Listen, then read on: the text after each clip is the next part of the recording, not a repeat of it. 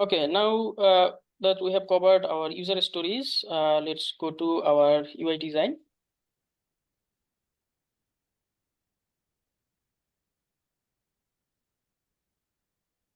Okay, so this is the design that was provided by our UI UX designer.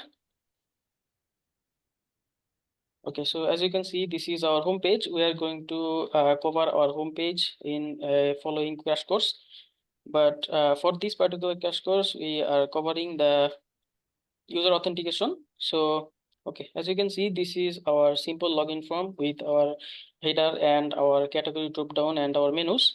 So for login, we have our email address, password, a login button, and we also going to implement the Google login functionality. And after that, the other UIs are similar throughout our pages, our forget password page, our verification page, OTP verification page, our reset password page. And for registrations, we have a extra field called name, email, and password. So as you can see, the UI is fairly simple and it should be easy to design the UI. And it is, as you can see, it is consistent throughout the pages. Okay. So let's go back to our slides again.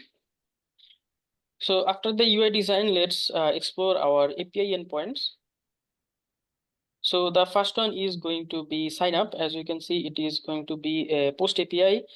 And the data we are sending with our API is our email, our name, and our password.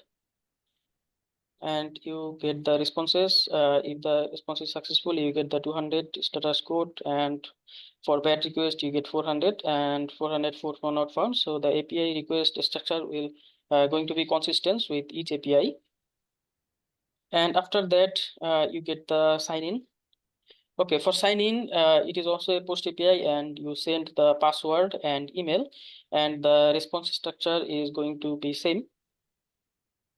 And for forget password, first you make the first API request with your email and then the backend will send the user a verification code, OTP code. And after you get the OTP code, you enter the OTP code in your OTP page, and the user will be able to reset their password. Okay.